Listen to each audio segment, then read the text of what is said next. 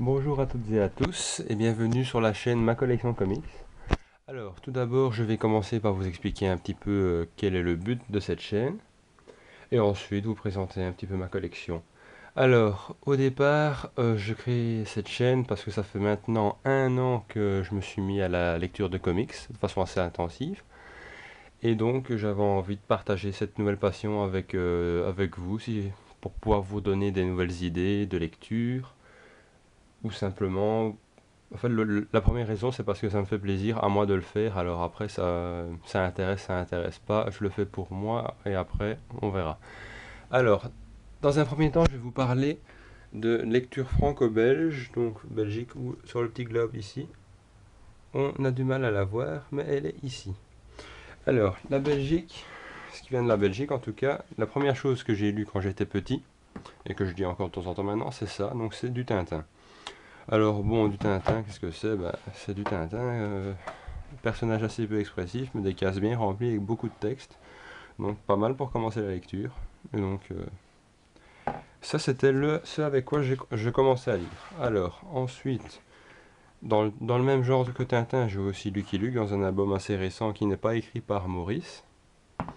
Donc ici, on m'a fait cadeau de cet album, sinon j'avais plus tendance à lire de vieux Lucky Luke, mais bon, maintenant on se contente de ce qu'on a. Ici, c'est un petit peu moins de texte que du Tintin, mais avec une ambiance tout aussi agréable. Et bon, voilà, donc c'est intéressant, mais ça ne m'intéresse plus des masses. Alors j'ai également, je vous passe les détails, hein. J'ai eu du Spirou, hein, par exemple, Spirou et Fantasio. J'ai eu, ça c'est l'album anniversaire pour les 50 ans, je crois, d'Astérix et Obélix. Bon, album qui a peu d'intérêt, si ce n'est pour le fait de l'avoir. Alors, et alors il y a eu aussi un peu moins bon, ça c'est vraiment de la lecture basique, c'est de la lecture des petits gags, de petits Spirou, que j'ai beaucoup aimé étant petit, mais dont je me passerai quand même assez bien la lecture maintenant, parce que bon, elle n'a que peu d'intérêt. Si une petite lecture rapide comme ça dans le train, c'est cool, mais enfin bon voilà. Liquid Paddle, ça c'est un personnage que j'aime un peu plus que le petit Spirou, qui m'a toujours bien amusé à lire. Bon, faut pas être fan de littérature pour lire ça, mais moi j'aime assez bien. Et alors du Gaston, là c'est en termes de BD gag, c'est peut-être la seule qui m'a toujours fait rire, bien amusé, qui me donne encore envie de le lire maintenant, c'est le Gaston Lagaffe, qui est sympathique, un petit personnage gaffeur et bien sympa, et que je lis encore avec plaisir maintenant. Et alors l'élève du Cobu, un petit peu cancre, et en tant que futur prof, puisque je fais des études d'enseignant, eh bien c'est une bonne chose à lire. Alors, maintenant je vais vous parler de la lecture de comics que j'ai commencé il y a peu. Alors, les comics qui viennent de ce pays-ci, donc, les États-Unis. Alors, j'ai commencé à lire de comics tout simplement bien en cherchant de nouvelles lectures, donc j'avais envie de lire autre chose que ce que vous avez pu voir maintenant.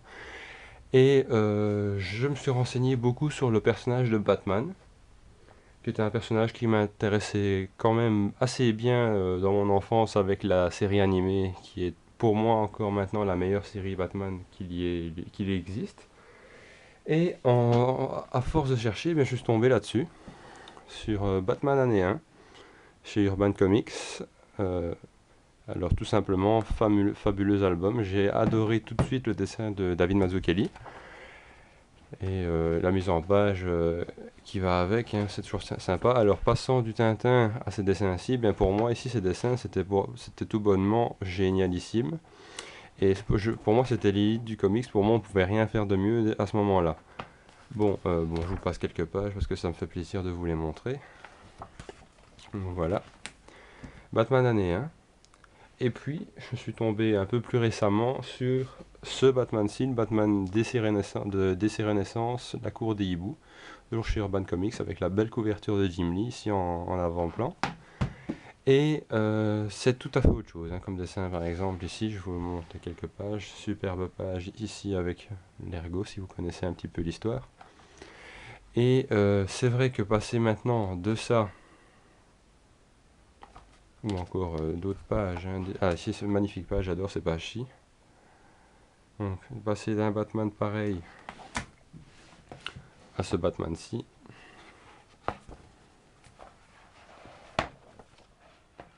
ça fait pas le même effet. Attends, je cherche parce que je cherche une image où on pourrait voir Batman éventuellement. Voilà, par exemple ici, ce Batman-ci, ils ont pas tout à fait la même tête, et rien qu'à voir les couvertures, eh ben on a compris. Mais bon, ce qui n'en fait rien, une histoire moins agréable à lire, j'ai vraiment aimé les deux. Et alors, dans les comics que j'ai pu lire récemment, eh bien, d'ailleurs je l'ai lu aujourd'hui, c'est Joker qui est ressorti hier qui est paru hier en librairie et que j'ai vraiment adoré de A à Z. J'ai trouvé ça formidable, j'ai trouvé ça génial, j'ai trouvé ça beau, j'ai trouvé ça bien fait, j'ai trouvé ça intéressant, j'ai trouvé ça assez sympathique de voir qu'il n'y avait pas que Batman qui savait être raconté, avoir de l'histoire. Donc, on s'imagine assez peu souvent les histoires de méchants, mais là, le Joker, c'est une histoire assez pas mal, pas mal. C'est génial, tout simplement. Avec un Joker qui ressemble assez bien à Heath Ledger dans le film The Dark Knight. Donc c'est tout bonnement fabuleux. Je le mets sur mes genoux tellement j'ai envie de tourner les pages et de regarder encore et encore. Formidable. Ça, c'est un truc qui m'a beaucoup plu dans les comics et attiré. C'est ces énormes pages avec énormément de détails, superbes dessins et franchement, je suis tombé amoureux. Alors, ça, c'était ma lecture du jour. Mais j'ai aussi d'autres choses à lire. Donc la série American Vampire. Donc ici c'est American Vampire Legacy. Mais je lis aussi la série régulière. Et ici je voulais montrer parce que j'aime particulièrement, c'est le dessin que vous voyez. euh, Écrit par Scott Snyder et dessiné par Sean Murphy. Et Sean Murphy est un dessinateur que j'adore énormément. Notamment avec son travail sur Punk Rock Jesus que j'aurai l'occasion de vous présenter une prochaine fois. Et donc, ben, j'adore le dessin de Sean Murphy, tout simplement. Et voilà, ça me laisse sans voir, rien qu'à de le regarder. Ça faisait un petit moment où j'avais plus ouvert cette BD, ce comics. Mais je ne regrette rien du tout. Voilà, ça c'est pour American Vampire Legacy, tome 1. Alors, j'ai aussi abordé au moment de du dernier film Wolverine. Alors, Wolverine, à la française Wolverine, à l'anglaise Wolverine. Alors j'ai pas pris par hasard cet album-ci parce que j'en avais d'autres. J'avais les origines, j'avais Enemy d'État, Old Man Logan et Wolverine Max, le premier tome qui est sorti récemment et le deuxième tome qui va bientôt sortir. Et ici c'est une réédition donc dans la collection Marvel Gold. Et je l'avais pas pris par hasard. C'était vraiment parce que vous voyez c'est vraiment bon déjà c'est un comics très violent, ça il faut le savoir. Et vraiment, il faut accrocher parce que bon, les couleurs sont assez déroutantes quand on n'a pas l'habitude de lire de ce genre de trucs. Et voilà, j'ai voulu vous le montrer parce que c'est vraiment une très très bonne lecture, très psychologique. Et si vous êtes un public averti et que vous savez à quoi vous attendre, eh bien, n'hésitez pas parce que c'est vraiment formidable. Donc Wolverine Arme X. Et alors, un petit dernier que celui-ci je ne l'ai pas encore lu. Mais en le feuilletant en magasin, j'ai pas hésité à le prendre une seule fois. Alors c'est Hauser. Alors pour le moment, bah, la pub, on l'entend, on la voit sans arrêt. Et donc j'ai décidé tout simplement de vous le montrer parce que c'est vraiment un dessin que j'ai adoré. Donc Humberto Ramos, qui est quand même un beau dessinateur, un grand dessinateur. Et j'ai tout simplement voulu vous montrer quelques pages parce que moi ce sera ma prochaine lecture. Aujourd'hui je digère Joker, la prochaine fois je lirai celle-ci. Donc Hauser.